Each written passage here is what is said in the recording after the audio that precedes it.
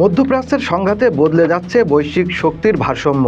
পেট্রোডলারের পতনের পথে বিশ্ব, নতুন মুদ্রাযুদ্ধে জ্বালানি বাজার।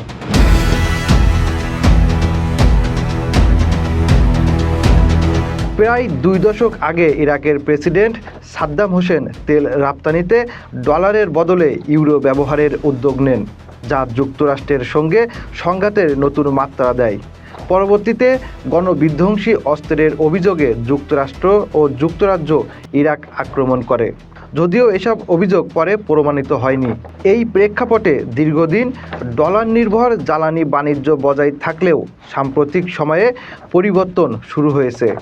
চীন ও ইরান ইউয়ানে তেল বাণিজ্য বাড়িয়েছে এবং সৌদি আরামকো ও সিনাপেক এর মধ্যে চুক্তির মাধ্যমে সৌদি আরবও আংশিকভাবে ইউয়ান গ্রহণ করা শুরু করে। কাতারসহ উপসাগরীয় দেশগুলোও ডলার বহির্ভূত লেনদেনে আগ্রহী হয়ে উঠছে। এদিকে যুক্তরাষ্ট্র তার জ্বালানি নিয়ন্ত্রণ কৌশল জোরদার করে, বিশেষ করে ভেনেজুয়েলা ও ইরানকে কেন্দ্র করে। কিন্তু ইরানের বিরুদ্ধে সামরিক চাপ প্রত্যাশিত ফল দেয়নি, বরং সংঘাত পারস্য উপসাগরে ছড়িয়ে পড়ে এবং স্ট্রেইট অফ হরমুজে তেল পরিবহন মারাত্মকভাবে বিঘ্নিত হয়। বিশ্বের প্রায় 20 থেকে 38% তেল এই প্রণালী দিয়ে প্রবাহিত হওয়ায় সরবরাহের বড় ধাক্কা লাগে।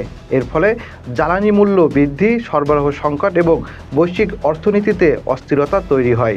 সবচেয়ে ক্ষতিগ্রস্ত হয় জাপান, দক্ষিণ কোরিয়া, ভারতসহ আমদানি নির্ভর দেশগুলো। বিকল্প রুট ও উৎপাদন বাড়ানোর চেষ্টা চললেও তা পর্যাপ্ত নয়।